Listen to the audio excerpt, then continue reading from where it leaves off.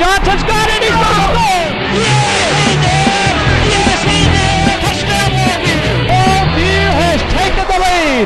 Welcome back, everyone. 3rd and 22 for Longview from their own 39-yard line. Johnson back to throw it. Going to set up. Caught back at the 30. Got out of the trouble. Now he's up the... Oh, he slipped to the turf. The turf must be slick tonight because everybody's falling. Johnson at the 43 slipped to the ground after he'd gotten out of trouble. So it's going to be a punt situation for Longview. Man, you're exactly right, Brent. That's at least 4 people we've seen slip. At that time, he had gotten away from the pressure and turned up the sideline. Looked like he was going to have a big gainer, and just boom, his feet goes out from under him. That's the 3rd time we've seen someone slip. Yep. Chase Reed to punt it for Longview. Bryant Jackson back to return it for Wyatt Jackson for Sulphur Springs.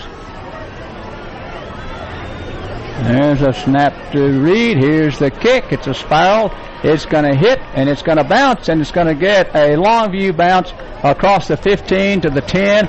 Still rolling to the 7-yard line. A 50-yard punt. Addie McGee kills it at the 7, and that's where Sulphur Springs will scrimmage from their own 7-yard line, 1st down and 10. Well, it ended up being a great punt. It was actually punted a little short as they were lined up way deep to receive it. It hit, and then it got a Longview roll. It rolled, and Longview going to push Sulphur Springs way back to their 7-yard line to start this. 1st down and 10 for Sulphur Springs. Here's Lee out of the pocket. He is going to be sacked at the 5-yard line. It is Weaver along with Diop Johnson. Longview put a 2-yard line, yeah. A lot of pressure on the quarterback, Colton Lee. Weaver along with Diop Johnson. Weaver getting his first start at defensive end. Well, he played some last week, I guess, but he is really an active defensive end tonight. 2nd down and 15 at the 2-yard line. 2nd and 15 from the 2-yard line. Lee back in the end zone. Throws incomplete. It'll be 3rd down and 15. Longview again brought pressure. This time it came from Tristan Coleman. Yeah, Tristan Coleman all over Colton Lee. Tristan Coleman. So it's 3rd down and 15 for Sulphur Springs from their own 2-yard line. 3:52 to go 1st quarter. Longview with a 7-0 lead.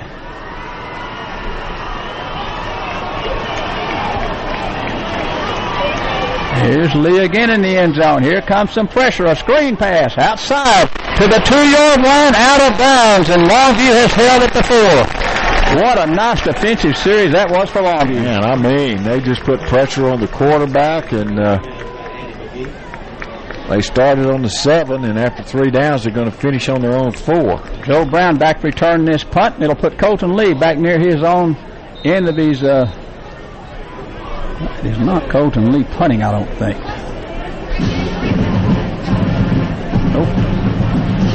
That is Sherrard Timmons. Timmons to punt this one. It's off the side of his foot and out of bounds. Longview is going to get great field position. Let's see where. At the...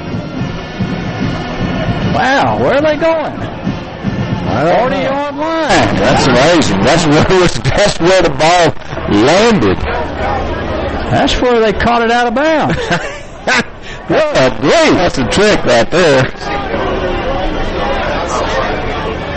36-yard punt at the 40-yard line of Sulphur Springs. Longview will scrimmage 1st down and 10. 7-0 with 3:38 to go 1st quarter. Dakota Anthony is the tailback. And the fullback is Keelan Shaw. Tied in on the far side of the field on 1st down and 10. There goes Anthony, right side he goes. He's to the 30-yard line. A yard short of 1st down to 31. Dakota Anthony with his first carry of the night picks up 9 yards. Well, I've said this for several years. You and I have been sitting up here together. You can find a tailback at Longview High. Yeah, Dakota Anthony. He might have made a nice run. He's a junior. DeVoris Poole in the game for Longview at wide receiver. He's to the far side and Drummond Elder to the near side. Get down in the yard at the 31-yard line of Sulphur Springs. There's Anthony again. He's got a first down at the Sulphur Springs 27-yard line. I suspect there's several on defense that could play tailback, don't you? I feel certain of that. Better tailbacks coming up through the system. Chris Weaver, I think, was one. It's a 1st and 10 Longview at the 27-yard line of Sulphur Springs. 2:52 to go in the first quarter. Longview leads 7-0. And the football is spread formation this time. Receiver in the slot is Fortson and Elder on the outside. Here comes the blitz. Here's one over the middle. Incomplete, intended for, I don't know if it's intended for Elder or Fortson. I'm not sure either. It's kind of in between them. Elder went up in the air. Did he get a hand on that ball? Huh? Yeah, I thought he did. I think he was trying to throw the ball to Fortson. 2nd down and 10 at 27 of Sulphur Springs. Here comes Shaw back in the game along with Anthony. I think Fortson had beat his man to the outside, and I don't know if Elder thought the ball was coming to him. It may have been. 2nd down and 10. I formation. Wing far side of the field. There's a bootleg by Johnson to the near side. He comes. He's going to throw this one down. It's going to be tipped in the air and almost intercepted in the air. Sure. That one was well covered by Keyston Clayton. Yeah, it was well covered by Clayton, and actually had a real great opportunity for an interception there. At that time, the bootleg didn't fool Sulphur Springs. They had the man covered and pressure on the quarterback, and Aaron Johnson unloaded it. Bundon Elder was actually had to turn defender on that one. Lane Thomas in the game for Longview, along with Fortson will check back. Fortson's in at wide receiver. 3rd down and 10 at the Sulphur Springs 27. 3 wide receiver set. Thomas in the slot. Here's Johnson back to throw it. Pressure. Here's the screen pass, and it's intercepted. It's intercepted at the 35-yard line and tackled at the 41. Well, that is a huge play.